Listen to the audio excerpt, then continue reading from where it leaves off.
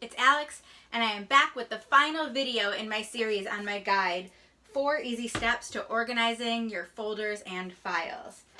We're talking about the 4th and final step in this process, which is scheduling regular upkeep and maintenance. And to talk about this final step, I am back in my kitchen where this whole series started.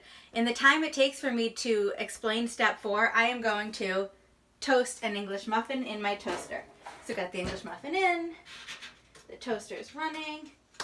Let's do this. So speaking of gimmicks, back in the 90s, there was a really popular ad campaign for like a chicken rotisserie device, and the tagline was "Set it and forget it."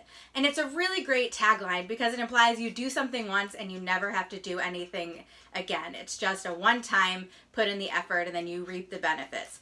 It would be so nice if all systems and processes were set it and forget it and you never had to think about it again. But the reality is, we're human beings. We are messy and unpredictable, and our lives are full of nuance, and our environments, especially our work, is constantly changing. So anytime you develop a process or system, it's for the environment at that one particular time, and if there's changes, there's probably going to be some tweaks. Nothing major, but little things. So let's say you've been following this series all along and you put in a system for organizing your folders and naming your files, and things are really great right now. You can't believe how much time you're saving now that it only takes you 10 seconds to find a particular file or direct somebody to the folder where they need to save something. You feel like it's smooth sailing, you are good to go, and you never want to think about organizing and categorizing again. Well, one day, maybe in a year, maybe 2 years down the road, let's say you're training a new team member and you're showing them this great file structure that you put together. And you realize, there's a lot of old stuff in here that's no longer relevant, and it's cluttering it up and making it hard to find the things I'm looking for. Or, wow, there's all of a sudden all these new files that don't fit into any of the folders, and things are looking a little bit messy. And, you have to dig through things. And you're going to be like, I feel right back to where I started. What is going on here? Well, the way around this is to do step 4, regular upkeep and maintenance of this system. You want to check in every couple of months, maybe once a quarter or so, and think to yourself, does the way we have these categorized make sense? Do the folder names still make sense for who's using them and how they're being used?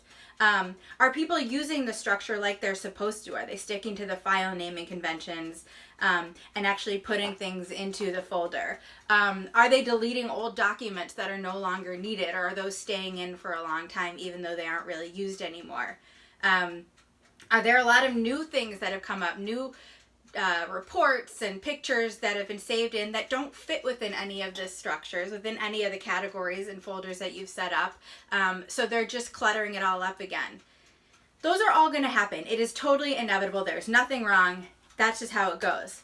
But it's much easier to deal with these on a regular basis and make these continuous improvements, like I said, every month or once a quarter or so, than it is to set it and forget it and in 5 years realize you have to start all over again because you can't find any things.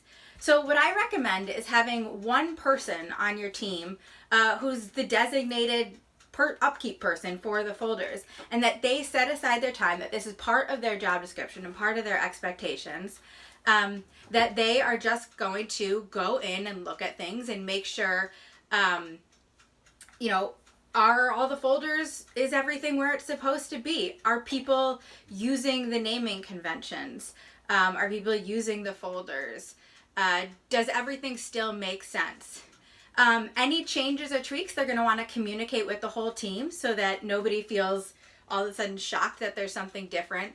And they're probably going to want to do trainings and refreshers every couple months, a couple times a year, for new people or for people that maybe don't quite remember how to do the file naming conventions and need a refresher. We all can use some upkeep on our skills now and then. But if you do that and you make this a regular thing, I promise you, the system will always work, and when you do change it, it's just going to be small things. You're never going to feel back to where you were when you were digging through 1,000 unnamed files. I promise. It is worth it. So that's it. We have talked about all 4 steps in this Organizing Your Folders and Files guide. I hope you find this useful. All the videos are available on YouTube. The guide is still available for download. Please let me know if you have any questions. It looks like my English muffin is still toasting, so I talked even faster than I needed to. I will see you guys next time. Thanks so much.